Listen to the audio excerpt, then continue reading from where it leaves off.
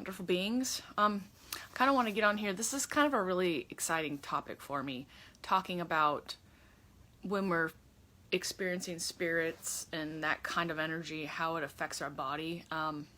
For a long time, I didn't really understand or know what I was feeling, and I was really working on getting in touch with my energy and acknowledging when I'm experiencing energy with spirits and stuff. And I'd always been experiencing it, I just didn't recognize the sensations. So I thought that I'd come on here and talk about some of the sensations, so maybe it's helpful for anybody else out there.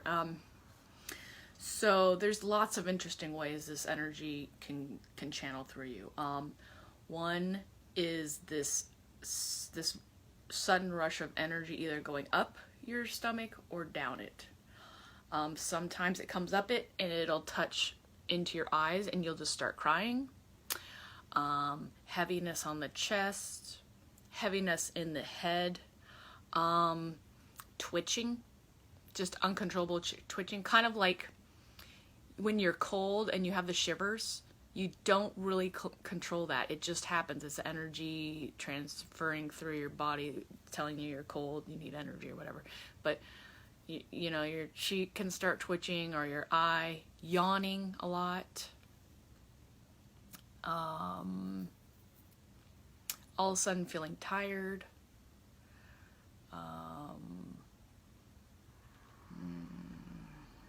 Let's just get in there and feel that now.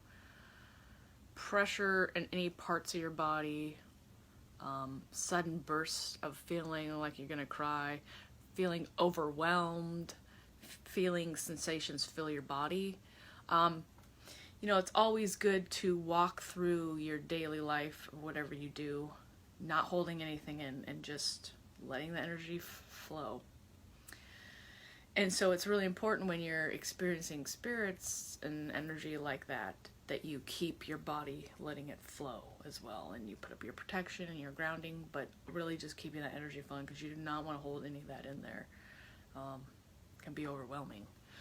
So let's see what else. Oh, I've had energy make my knees jump or my hands jump, like where I can't control it. It's just kind of like the face twitching it, but it's in a hand or a leg or both legs. Ringing in the ears.